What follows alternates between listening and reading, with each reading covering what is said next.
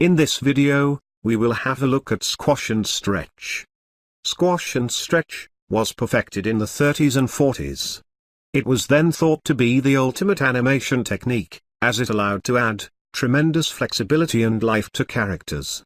Since then, other techniques have been developed.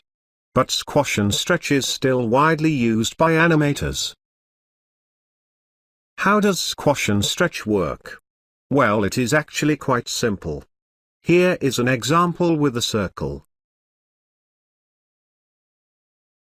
When the circle is at its lowest, it is a squash.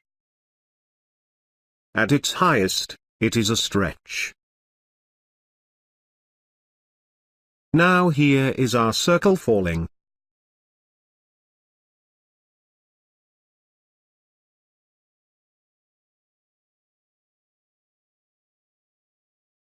Now the same animation, but with squash and stretch.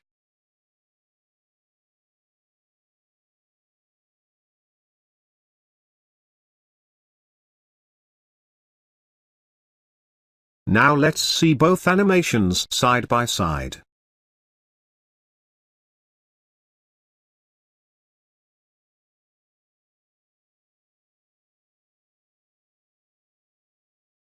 As you can see, squash and stretch makes this simple animation more flexible, more interesting. Now let's have a look at a more complex animation of our circle as it bounces.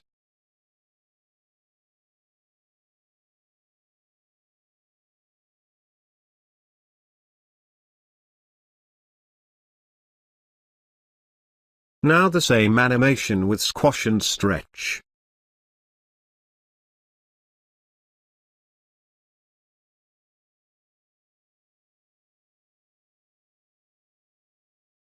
Again, we can see that squash and stretch adds much more flexibility to our animation.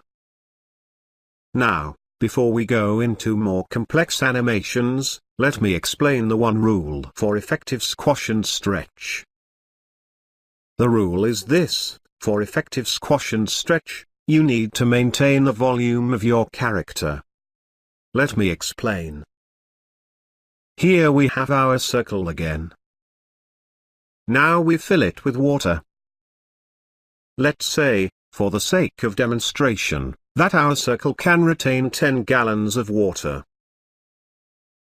Now, if we were to squash it, the circle would still retain its 10 gallons of water.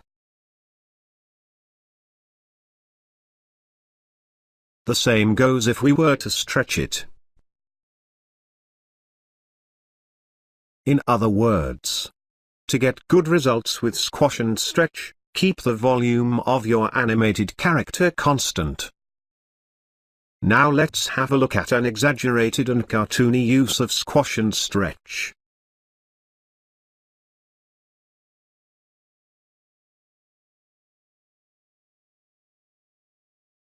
We have seen this type of animation for decades, and it's still fun to watch it.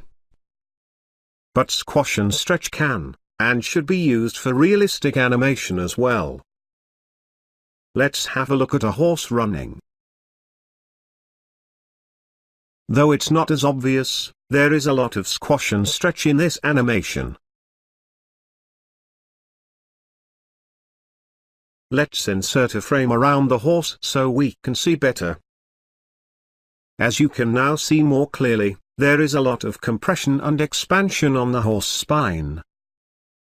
This type of squash and stretch happens all the time in nature, even in humans. So yes, squash and stretch is an important principle to learn.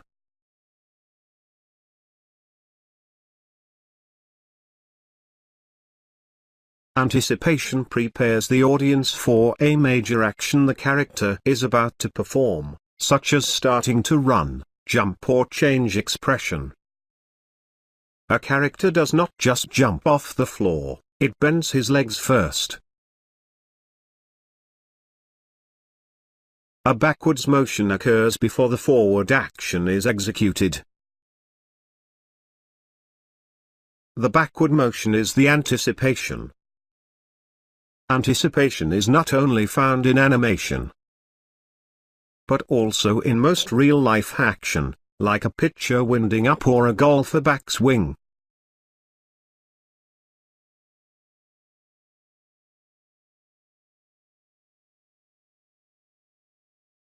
Staging is used to clearly communicate to the audience the attitude, mood, reaction or idea of the character as it relates to the story and the continuity of the storyline. Use long, medium, or close-up shots as well as camera angles to tell a story. Make good use of the time allowed in your film so each scenes and shots of your movie relates to the story at hand. Do not confuse the audience with too many actions at once. Only use actions that clearly gets the idea across, unless you want to infuse confusion. Staging directs the audience's attention to the story or idea being told.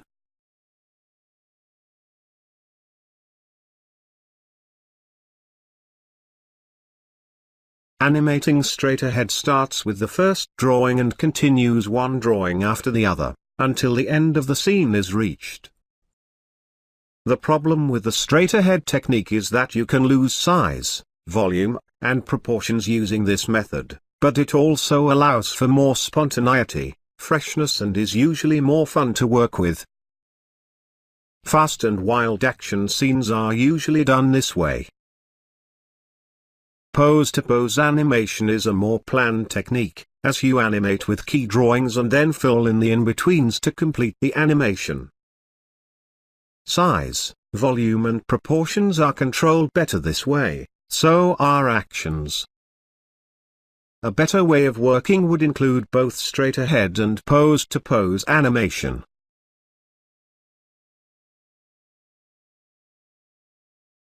Follow-through is when the main body of the character stops, but all other parts continues to catch up to it, such as an arm, long hair, clothing or a long tail.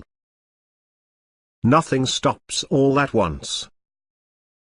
Overlapping action is when the character changes direction while his clothes or hair continues forward.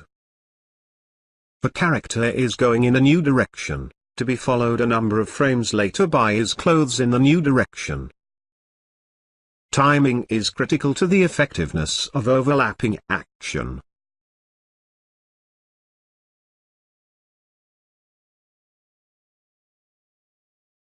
As action starts, we have more drawings near the starting pose, that's an ease in, one or two in the middle, and more drawings near the next pose, that's an ease out.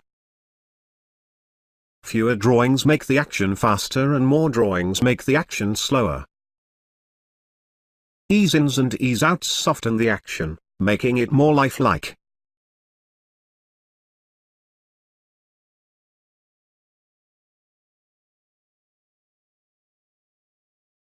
All actions, with few exceptions such as the animation of a mechanical device, follow an arc, or slightly circular path.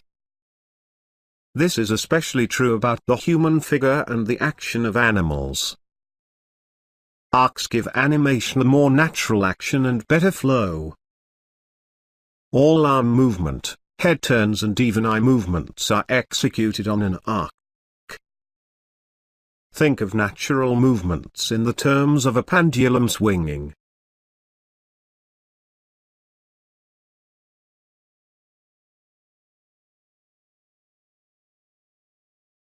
Secondary actions adds more life to the main action, and adds more dimension to the character's animation, supplementing or reinforcing the main action. A character walking could swing his arms, speak, whistle or show facial expressions. Think of the walk as the primary action, and arm swings, head bounce and all other actions of the body as secondary actions.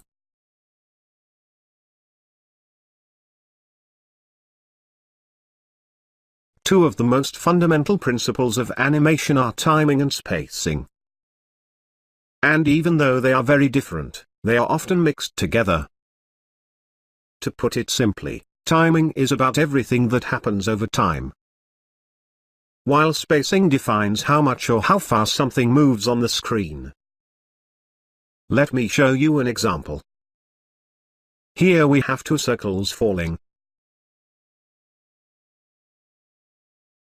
Both circles travel the same distance in exactly 1 second. The amount of time it takes for the circles to travel is the timing, while the distance they travel is the spacing. You probably noticed that the circle to the left travel at a different pace than the circle to the right.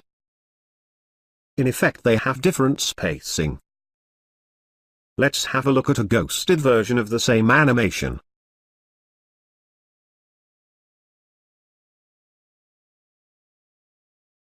As you can see, the circle on the right travel in a very linear fashion, while the circle on the left does so with what is called ease in and ease out. In other words, both circles have the same timing, that is, they take the same amount of time to travel. But they do not travel at the same pace, in other words, their spacing is different. Let's now have a look at an arm bending.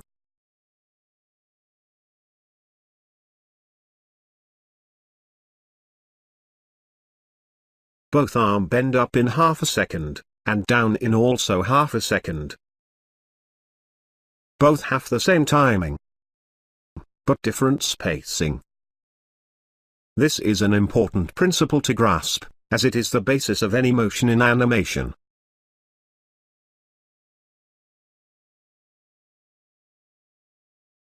Exaggeration is the principle, where facial features, expressions, poses, attitudes or actions are exaggerated to make them more readable. Take the following example where a character smiles. While this is fine as his, exaggerating the expression makes it more obvious that he is happy. Use exaggeration with good taste and common sense to keep it from becoming too theatrical and excessively animated.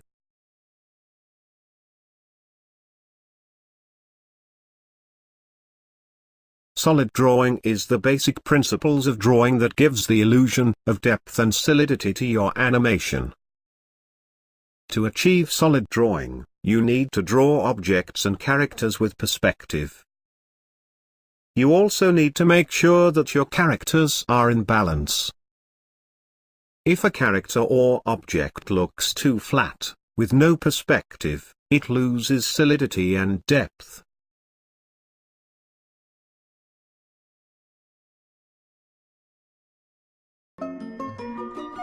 Appeal.